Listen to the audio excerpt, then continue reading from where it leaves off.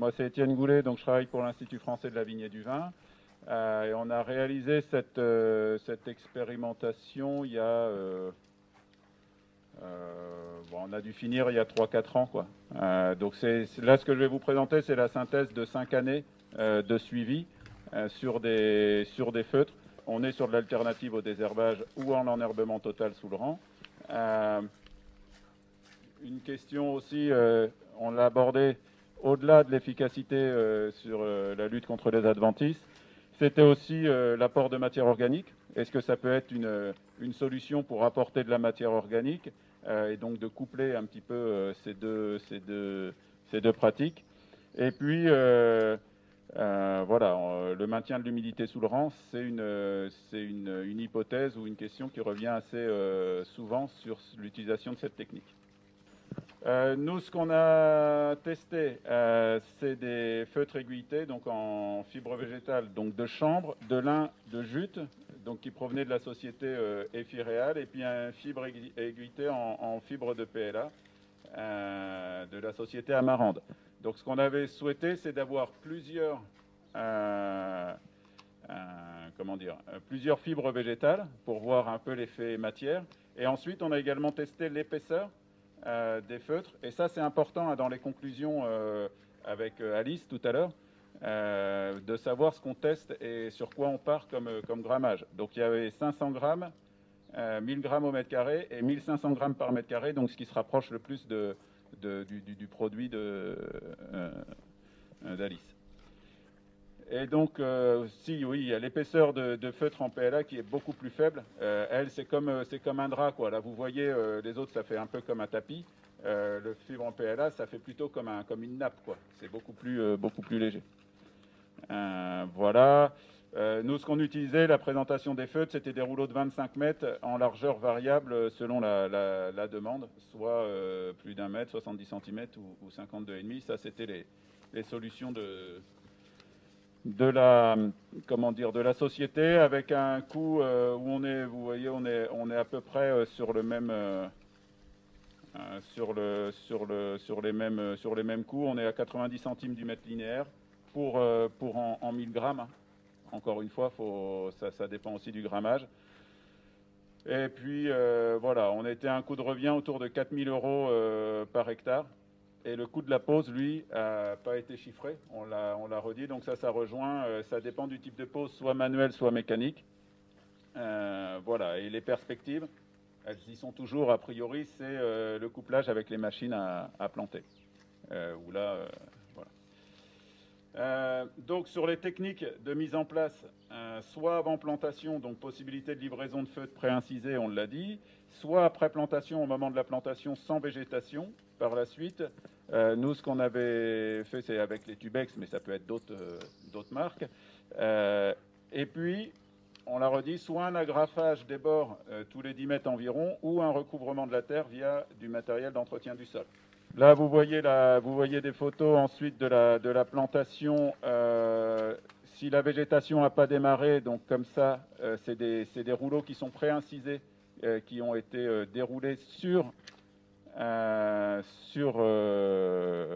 les plants qui étaient déjà plantés. Et ensuite, la photo du bas, c'est la même chose, sauf que là, c'était pas préincisé, donc on découpe. Et là, on fait passer les tubex au milieu. Et ça protège, du coup, on protège voilà. Mais là, c'est un temps de pause quand même assez long. Puisque si la végétation a démarré, c'est pas ce qu'on conseille forcément. Hein. Si la végétation a démarré, il faut faire attention là-dessus. La diapo d'après, vous voyez la pose d'agrafes. Alors je sais qu'effectivement, il commence à exister ou il va exister des agrafes biodégradables également, parce que ça, ces agrafes... Alors là, on était en expérimentation, hein, mais effectivement, ces agrafes en fer, après, comme l'a dit Alice, il vaut mieux les retirer pour le travail mécanique. Et derrière, voilà, il y a des possibilités après d'essayer de mécanisation. Pour le moment, on n'est pas encore tout à fait au point. Alors, sur les conseils, c'est la diapositive d'après. Encore une fois, ça rejoint ce que dit Ali, c'est privilégier des conditions qui permettent au feutre d'adhérer le plus rapidement possible au sol.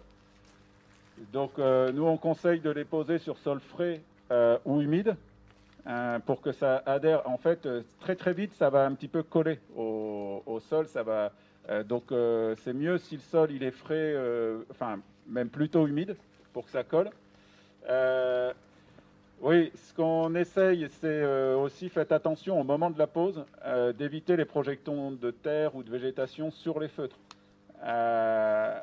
En fait, il faut préserver au maximum l'intégrité des feutres, puisqu'en fait, chaque moment, chaque incision ou chaque chose qu'on va mettre dessus, ça va être une voie préférentielle de dégradation.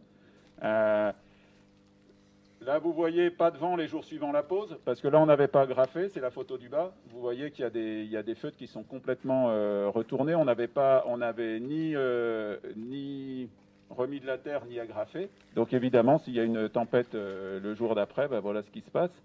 Donc faites attention à ça si vous n'agrafez pas, ou si vous ne recouvrez pas les bords avec de la terre. Et pour ça, du coup, nous, les fois d'après, on avait remis des cailloux sur le bord. Ben ouais, les cailloux, du coup, vous posez une pierre, vous revenez un mois après, vous enlevez la pierre, il n'y a plus de feutre sous la pierre, parce que ça a été dégradé de façon préférentielle. Donc il faut faire attention à ça. On le verra, on le sait, on est là pour le présenter, ce sont des techniques qui fonctionnent, mais il faut quand même prendre des précautions. On va passer sur la composition des feutres. Vous les avez. Comme l'a dit Alice, c'est essentiellement du carbone. Donc nous, on a fait aussi des tests de minéralisation et d'ISMO, donc d'indice de stabilité de la matière organique. Et donc, ça favorise la production plutôt d'humus stable, puisque c'est du carbone. Et donc, comme toujours les mêmes conclusions, et heureusement, comme l'a dit Alice, attention, c'est du carbone. Donc attention à la dégradation par les micro-organismes qui vont consommer de l'azote pour dégrader ce type qui est plutôt du carbone. Sur les essais que l'on a mis en place, donc en 2012, on a fait ça sur vigne en place pour un essai matière avec du chanvre, du lin et jute sur une épaisseur moyenne de 1000 grammes. Ensuite, on a fait un essai épaisseur. Là, on a pris le chanvre et 500 grammes, 1000 grammes et 1500 grammes. Voilà, on était sur une altération de marne du Jurassique. C'était un sol profond et argilisé en topographie plane. Alors ça, c'est important aussi, le type de sol. Bien évidemment, sur le pouvoir de dégradation qui ne va pas être le même en fonction de la vie biologique des sols. Donc ça, c'est important. Un même feutre sur différents types de sols va pouvoir réagir différemment. On a eu un dispositif expérimental aussi sur plantation, donc là où on a testé que l'effet matière, avec 1000 grammes par mètre carré. Donc c'est pour ça que vous verrez peut-être que les temps sont un peu plus courts que ceux de durée totale que ceux présentés par Alice, mais on est sur du 1000 grammes. Hein. Alice, c'est du 1400 grammes. Et puis ensuite, on a fait un autre essai matière où là, on a inclus le PLA. Voilà. Donc ce qu'on a fait, c'est qu'on a mesuré, bien évidemment, ce qui nous intéresse le plus, c'est l'efficacité sur les adventices, la durée de vie des feutres, et puis on a étudié les impacts sur le fonctionnement, donc sur le fonctionnement du sol, avec des mesures de carbone, d'azote, de biomasse, de température, d'humidité, et sur la vigne avec des stades phéno, du N-tester, des analyses foliaires et du delta C13. Le delta C13, c'est pour vérifier les impacts sur le stress hydrique. Voilà, c'est une mesure qui se fait sur raisin au moment de la vendange pour savoir si oui ou non on a eu un stress hydrique au cours du cycle et notamment sur la véraison. En termes de résultats, bon, la photo du bas, c'est l'efficacité contre les adventices. Ça fonctionne, hein, y a pas ça fonctionne toujours, même au bout de quelques temps, il n'y a pas besoin que l'on l'ait mis sur des sols qui ne soient pas propres. On peut le mettre sur des sols qui ne sont pas propres. Ça va quand même fonctionner. Et puis sur des sols propres, ça repousse pas du tout après. Ça, il n'y a pas de problème à ce niveau-là. Au niveau du dessous, on part.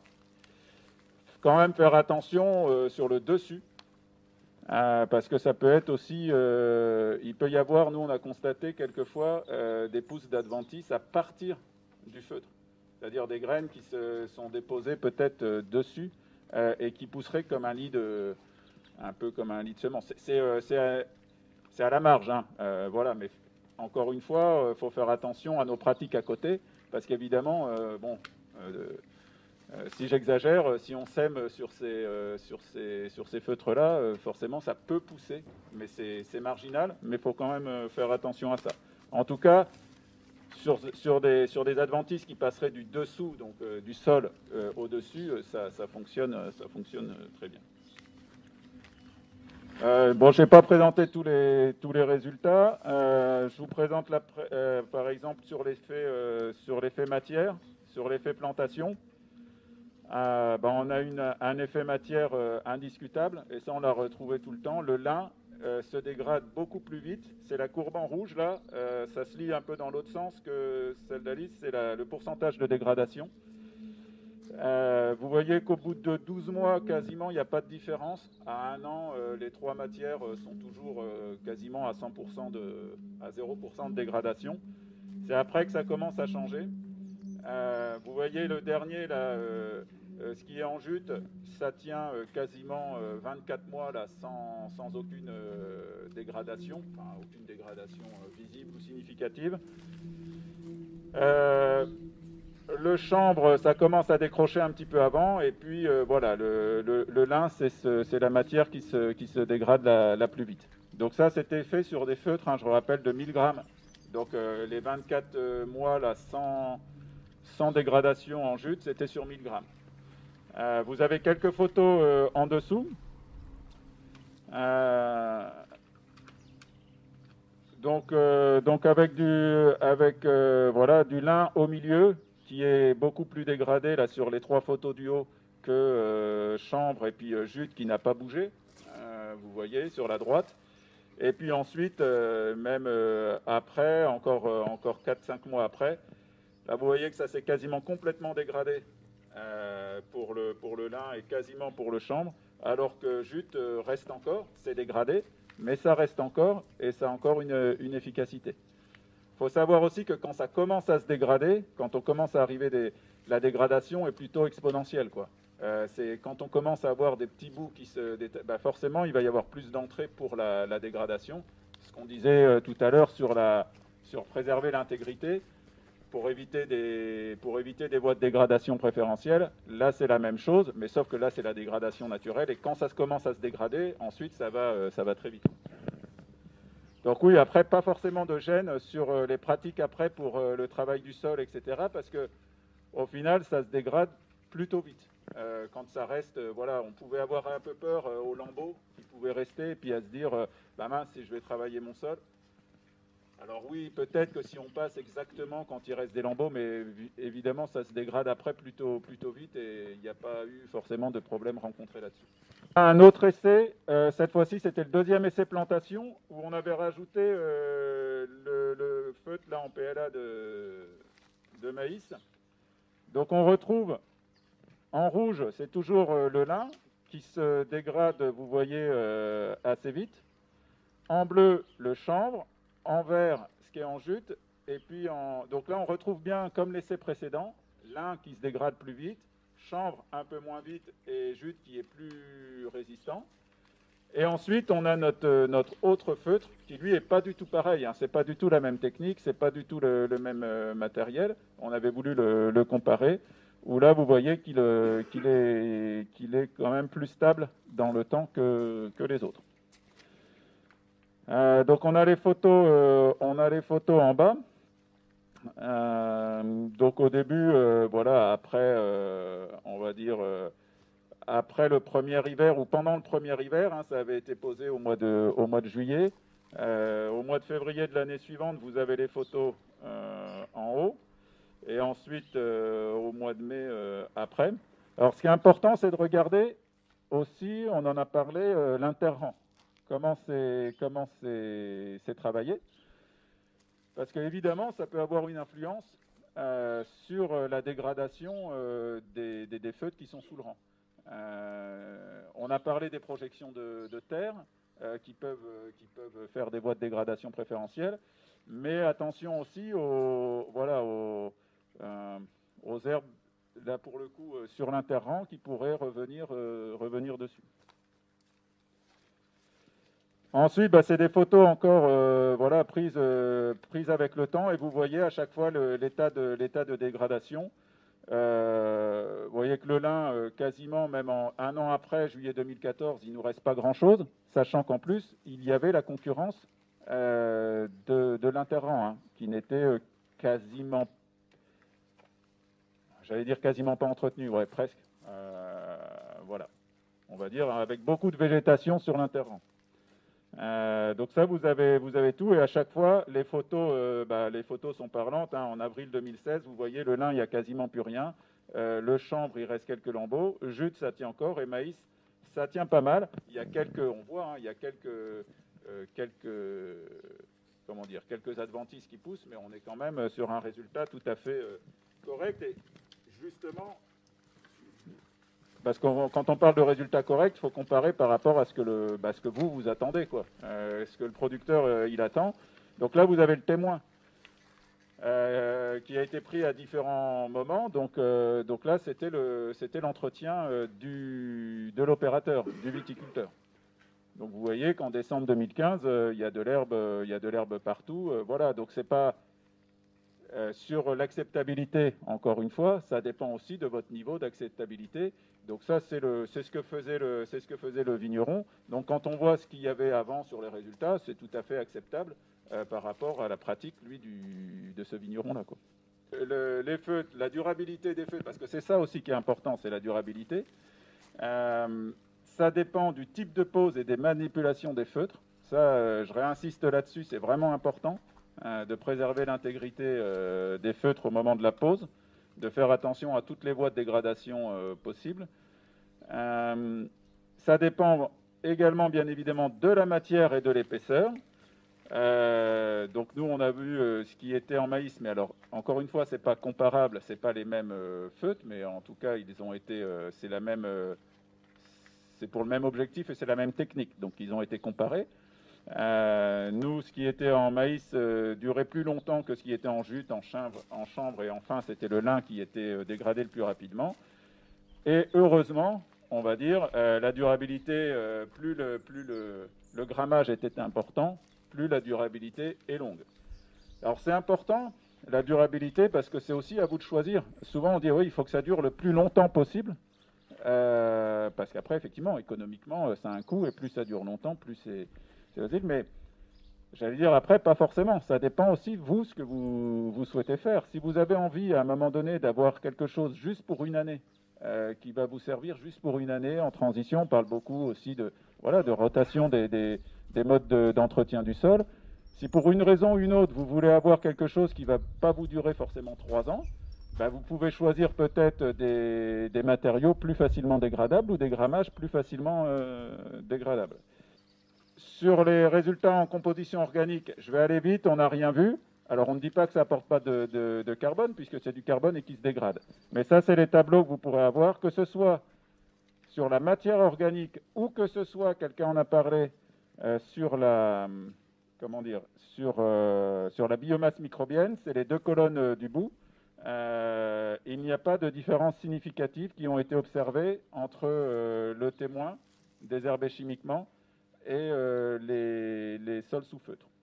Donc voilà, hein, ça c'est la conclusion sur l'état organique, c'est que pour nous, il n'y a pas d'impact sur la quantité de matière organique de l'horizon de surface, ni sur la quantité de biomasse microbienne. On a mesuré l'humidité. En gros, il n'y a pas de problème sur la recharge hivernale. Quand on met des feutres, en hiver, il y a des pluies, et notre sol, à la sortie de l'hiver, il est bien rechargé, il n'y a aucun souci.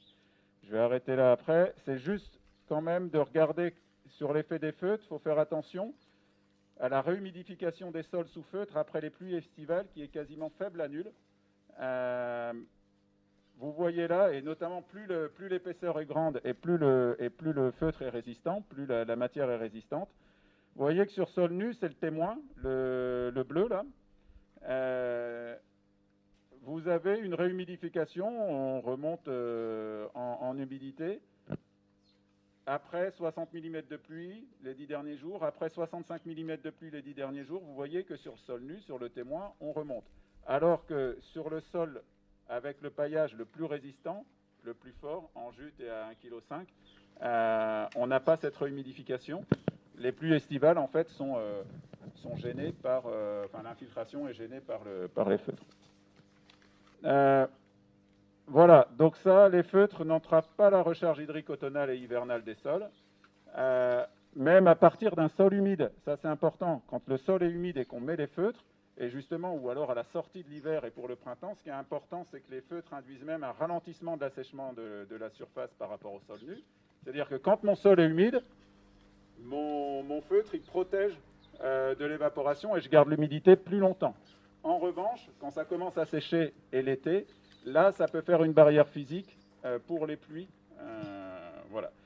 Donc les feutres impactent la dynamique de l'eau dans l'horizon de sol, voilà, en limitant, mais ce qu'on mettait, ce que c'est vu, c'est que ça limite les variations d'humidité.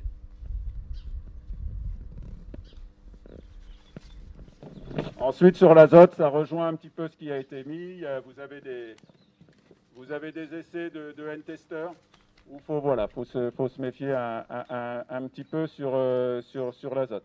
Donc en conclusion générale, voilà, il y a quand même les feutres, pour nous, c'est efficace.